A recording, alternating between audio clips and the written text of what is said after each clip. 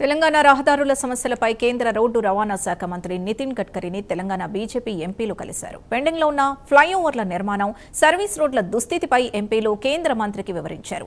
సమస్యల పరిష్కారానికి తక్షణ చర్యలు తీసుకోవాలని కోరగా 10 రోజుల్లో సర్వీస్ రోడ్డు పనులు పూర్తి చేయాలని అధికారుల్ని ఆదేశించినట్లు ఎంపీ ఈటెల రాజేందర్ తెలిపారు.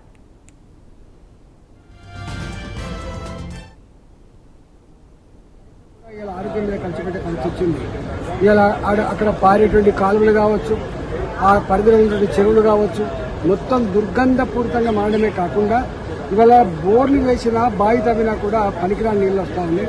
దాని మీద కత్తెర గారిని తెలంగాణ 6 మంది ఎంపీల ఈరోజు కలిసి ఇవాళ 10,000 మెట్రిక్ టన్నుల చెత్త ఒక దగ్గర వేయడం శ్రేయస్కరం కాదు. మీరు ఇంత టెక్నాలజీ పెరిగింది, ఇన్ని డబ్బులు ఖర్చు పెడతా ఉన్నారు, ప్రజల ఆరోగ్యంతో చిలకగా మారుతుందని చెప్పినప్పుడు దాన్ని జీరో పొల్యూషన్తో చేసే ప్రయత్నం చేస్తామని చెప్పి వారు మాటిచ్చింది. కట్టర్ గారు ఇవాళ కట్టర్ గారితో మాట్లాడినది. జవహర్ నగర్లో 1 కిలో చెత్త కూడా ఇప్పుడు వేయద్దు, చెత్తను బయట పంపించండి, చెత్తను జీరో పొల్యూషన్తో ఇలా వాయు కాలుష్యం లేకుండా, నీళ్ళ కాలుష్యం లేకుండా, డిశ్చార్జ్ వాటర్ లేకుండా అదంతా కూడా కొత్త టెక్నాలజీతో మీరు పెట్టే ప్రయత్నం చేయండి. జవహర్ నగర్ చూసిన తర్వాత తెలంగాణలో ఎక్కడికి డంపి ఆడిపెట్టింది ప్రజలకు. ఇవాళ దాన్ని అర్థం చేసుకోమని చెప్పి కోరుతా ఉన్నా.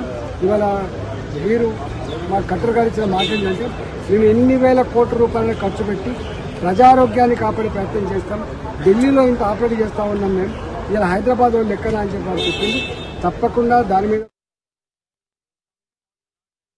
ఢిల్లీలో తెలంగాణ బీజేపీ నేతల మధ్య ఆసక్తికర రాజకీయ